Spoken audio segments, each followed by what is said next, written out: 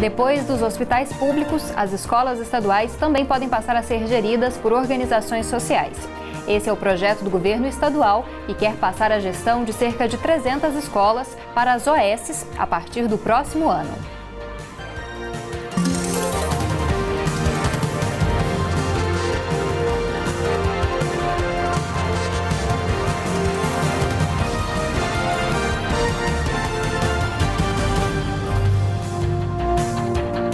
Olá, hoje nós vamos falar sobre a gestão de escolas, de unidades de educação públicas por organizações sociais, as chamadas OSs. E por isso nós trouxemos ao nosso estúdio o secretário extraordinário, Antônio Faleiros, que foi quem esteve à frente do processo em relação aos hospitais e agora ajuda também no processo com as escolas. Olá, secretário, muito obrigada pela presença. Minhas saudações a você, Camila, a todos os que estão nos vendo nesse instante. É um prazer muito grande, onde a gente é convidado a debater um tema que eu acho extremamente importante para a sociedade, especialmente para setores fins como a saúde e agora a educação. Bom, secretário, para começar, já desde 2012 existe o processo de gestão pelas OSs com os hospitais. Quais os resultados desse processo? Melhorou o atendimento? Muita gente diz que diminuiu o número de atendimentos pelo Sistema Único de Saúde, aumentaram os gastos. O que o senhor poderia falar sobre isso?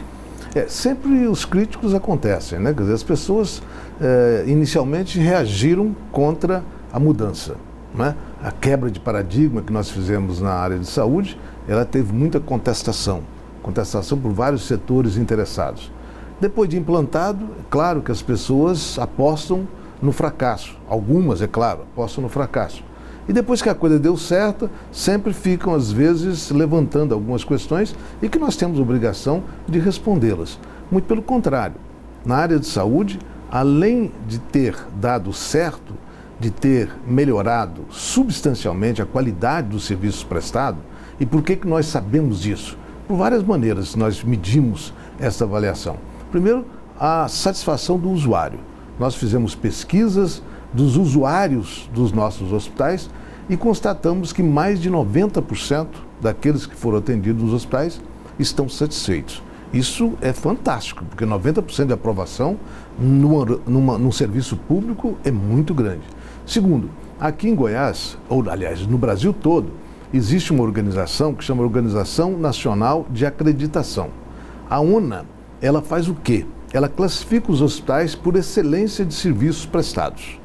Pois bem, em 2011, quando eu assumi a Secretaria de Saúde, existiam 2 hospitais particulares, uma clínica e um hospital, que tinha o ONA 1, que nós chamamos.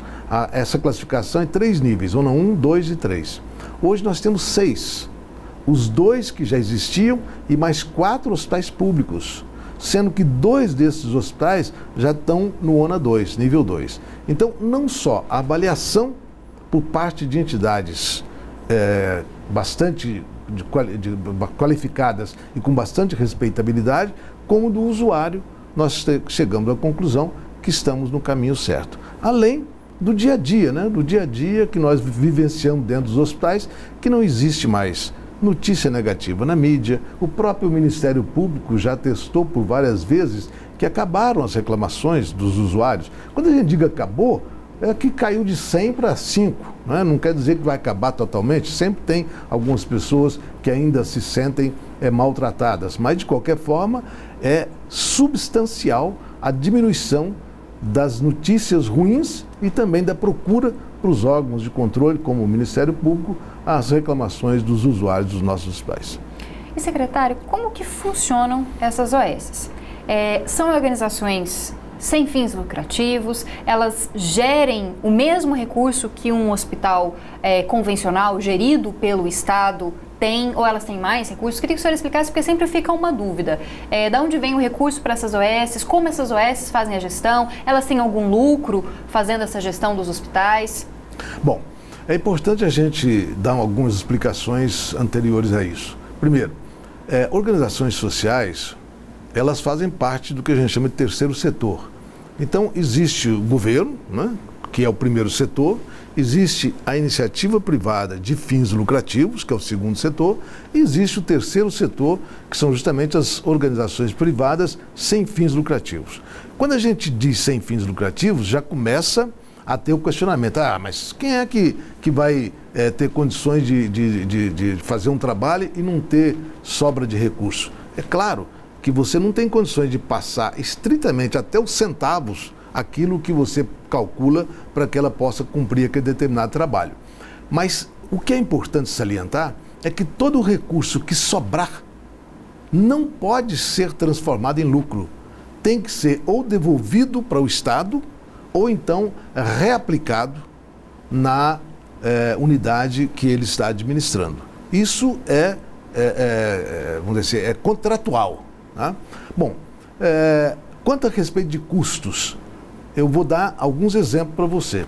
Na área de saúde, todos os hospitais nossos, como é que nós fazíamos para transformá-los ou para repassá-los para a UES? Primeiro, nós víamos qual que é o perfil do hospital. Traçado esse perfil do hospital, para que ele se destina, para também explicar o que é esse perfil. Por exemplo, o HDT é um hospital de doenças tropicais. O Hugo é um hospital de urgência. O HGG é um hospital de referência em determinado tipo de especialidade. O HMI é um hospital referência em maternidade e pediatria de alto risco. Então, feito esse traçado, esse perfil, a gente avaliava quais são as metas que as organizações sociais tinham que cumprir. Segundo, aquelas metas que eram executadas pelo Estado, quanto o Estado gastava? Aquele era o limite máximo que a organização social poderia propor para fazer o mesmo serviço que o Estado fazia. Conclusão, todas tiveram ou propuseram um custo abaixo do que o hospital gastava. Eu vou dar um exemplo único para vocês cientificarem. O Hugo, nós gastávamos para administrá-lo 8 milhões e 900 mil reais.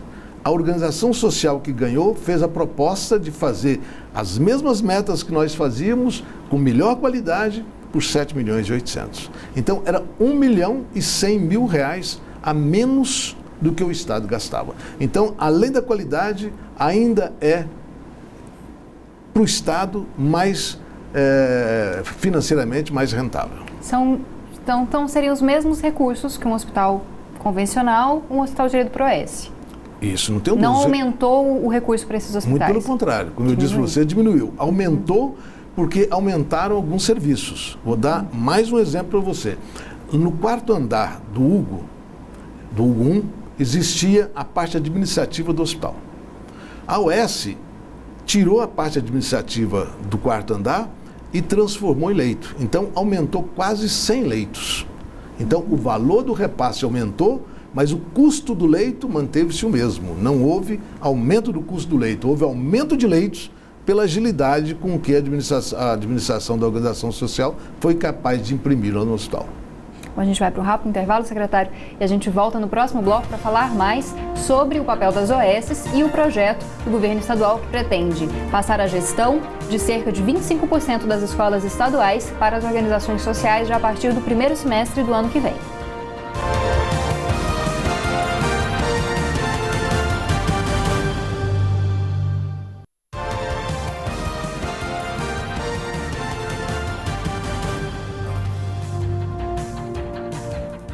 Já estamos de volta com Conexões de hoje, que fala sobre a gestão de unidades públicas por organizações sociais, as OS.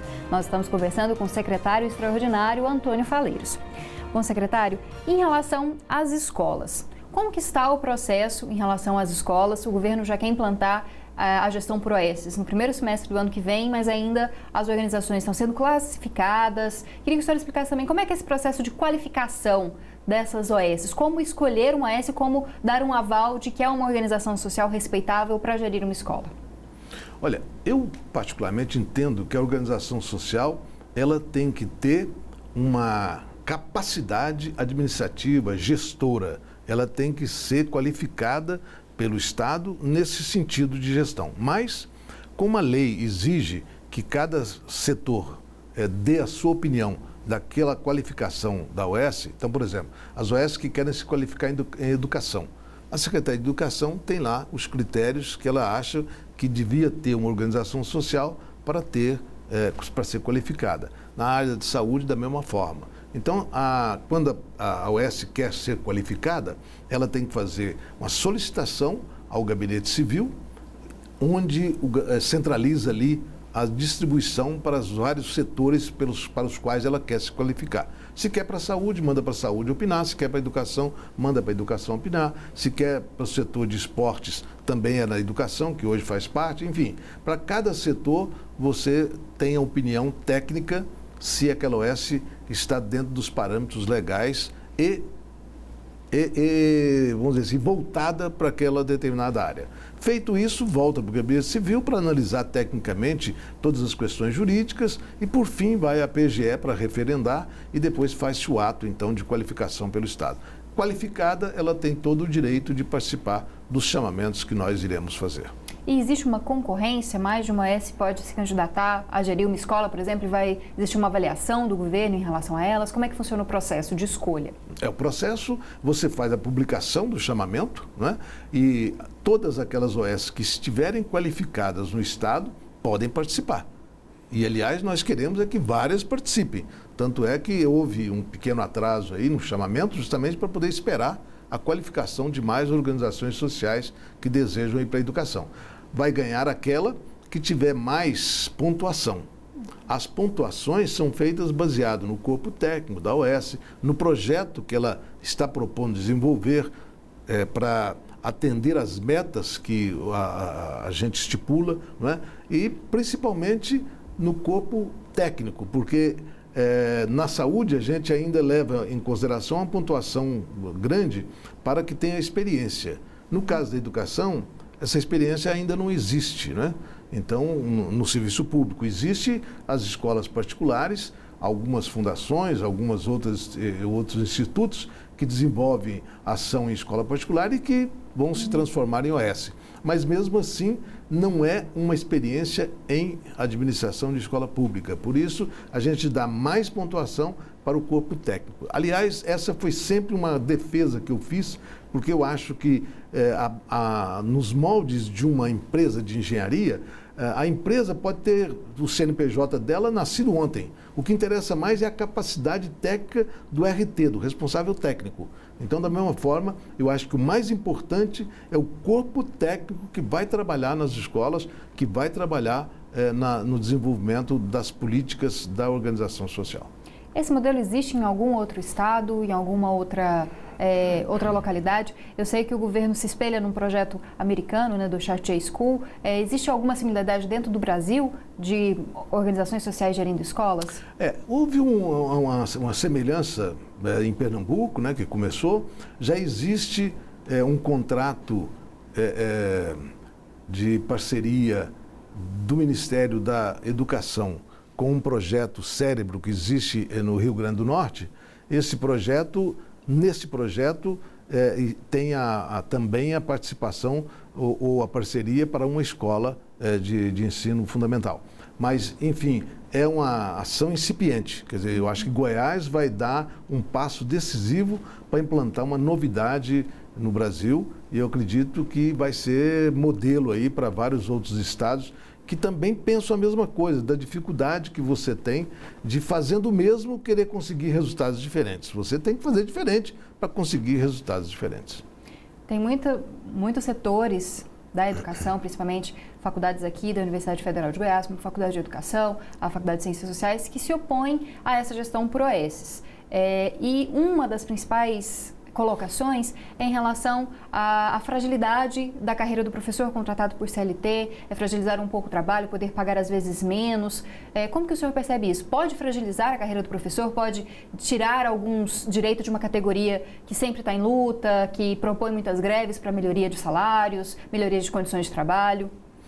Gozado sempre tem luta para isso mesmo que você acabou de afirmar, né? Para melhoria da carreira, melhoria de trabalho, mas eu nunca vi nenhuma reivindicação para melhoria da qualidade de ensino para os alunos. O que nós queremos é que os alunos tenham uma melhoria de qualidade de ensino. E é para isso que nós estamos fazendo. Eu sempre dou o exemplo que na saúde e na educação é a mesma coisa. Na saúde, quem tem alguma condição financeira boa, têm condição financeira boa, pagam o hospital particular. Aqueles que têm uma condição financeira mediana, arrumam um plano de saúde. E o restante da população, a maior parte que não tem condição de bancar isso, vai para o SUS. Ora, será possível que você não pode dar dignidade para essas pessoas que precisam do SUS?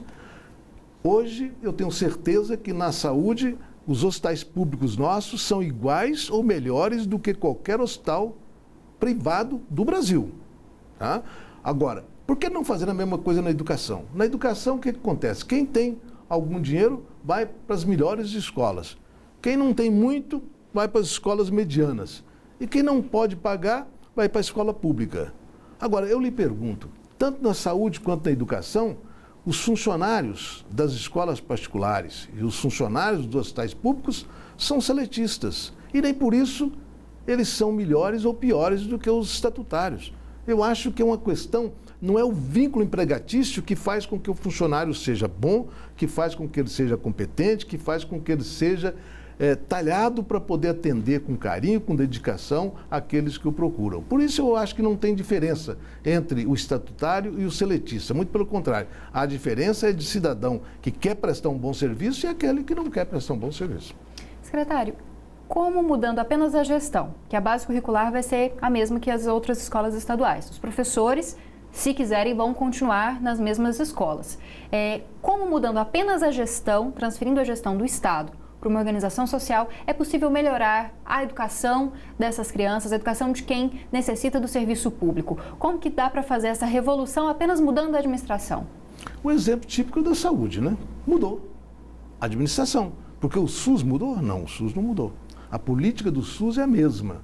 Agora, o que mudou foi a agilidade na administração das unidades hospitalares. O que nós queremos fazer é a mesma coisa na educação.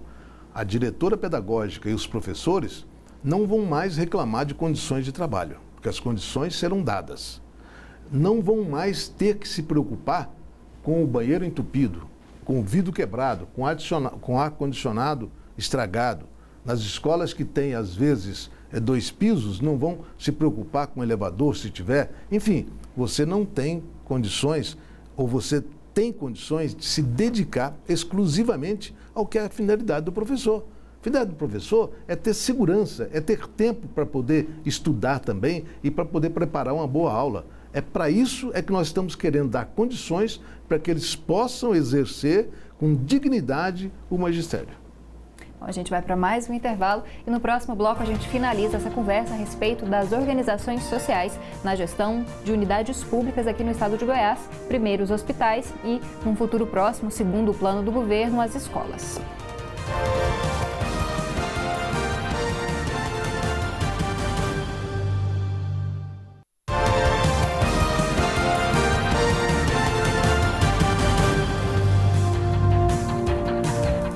Esse é o último bloco do Conexões de hoje, que está falando sobre a gestão de unidades públicas por organizações sociais, as OSs. Nós estamos conversando com o secretário extraordinário Antônio Faleiros. Bom, secretário, em relação à gestão das escolas por organizações sociais, outra crítica que também se faz, que é preciso uma explicação sobre isso, é em relação à possibilidade dessas organizações fazerem compras de materiais ou outros serviços sem licitação.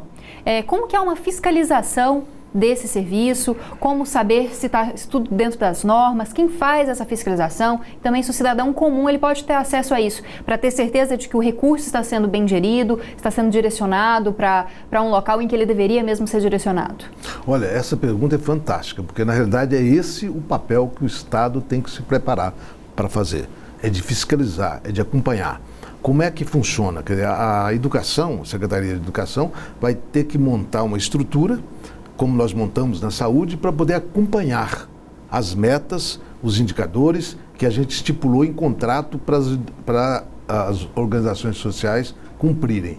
Já a AGR, já a CGE, já fazem o acompanhamento contábil, vamos dizer assim, da aplicação dos recursos.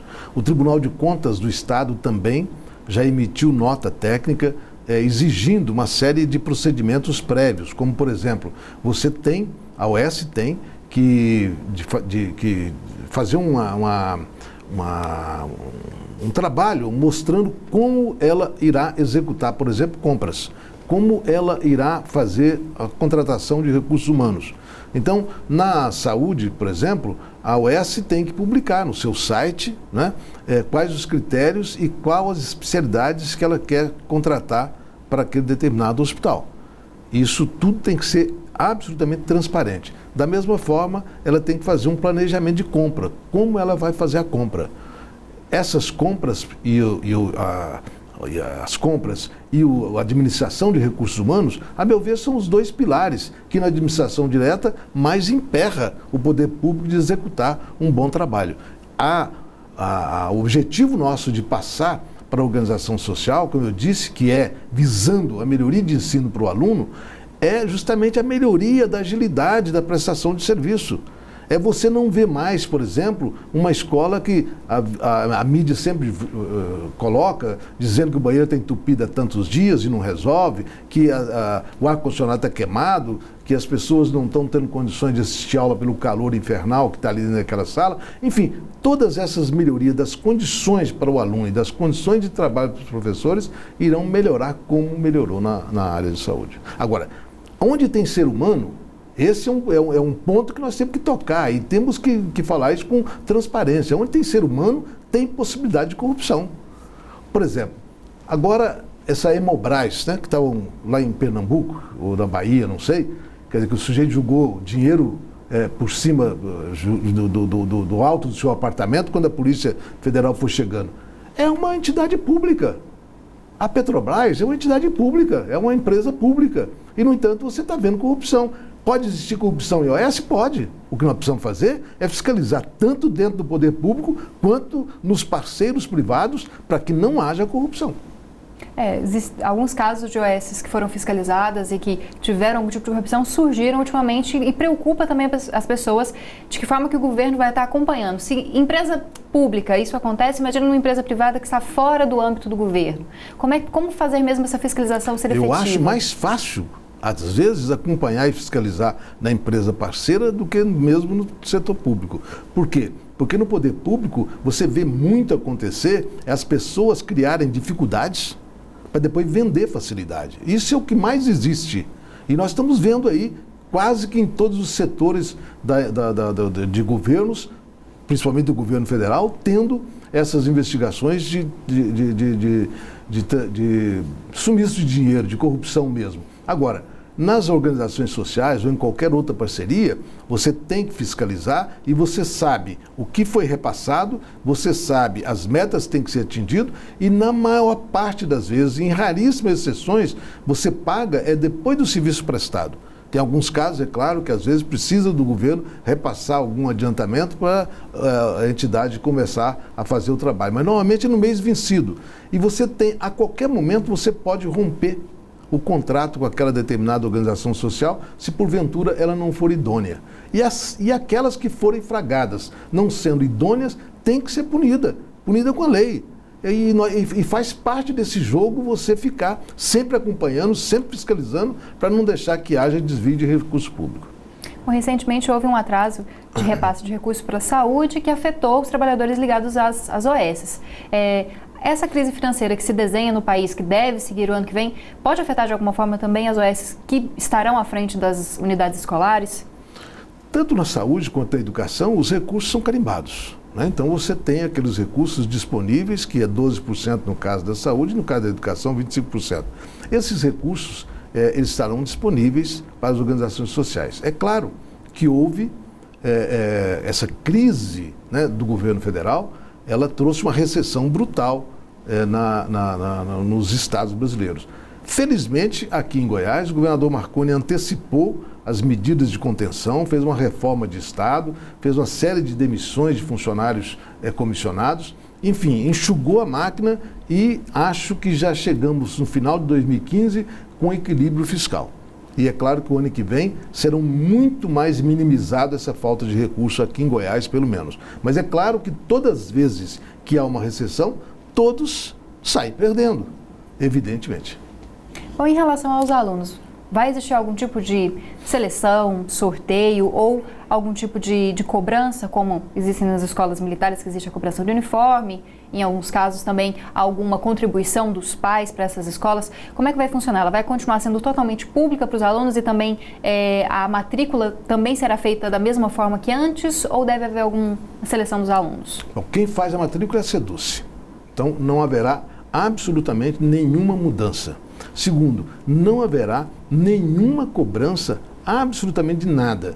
Se a organização social for dar uniforme, ela tem que comprar o uniforme e fornecer aos alunos. Merenda escolar da mesma forma. Então não haverá nenhuma mudança no papel da escola, com a característica de pública e gratuita.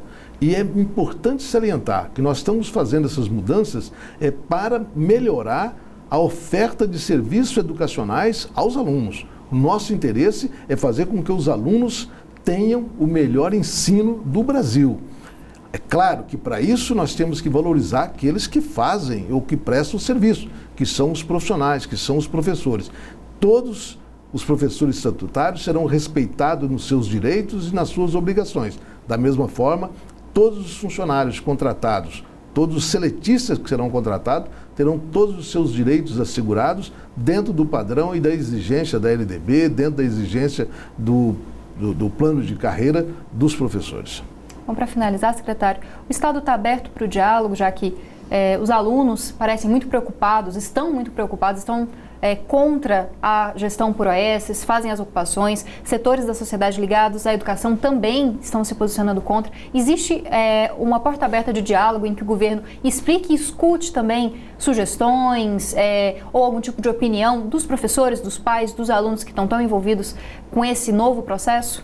A secretária Raquel Teixeira, ela já começou esse debate, ela vai intensificar. O debate atrasou um pouco a ocorrer, justamente porque nós estávamos na fase de modelagem do nosso projeto. Agora não, agora o projeto já está pronto e já está discutindo, ela já está discutindo, eu acho que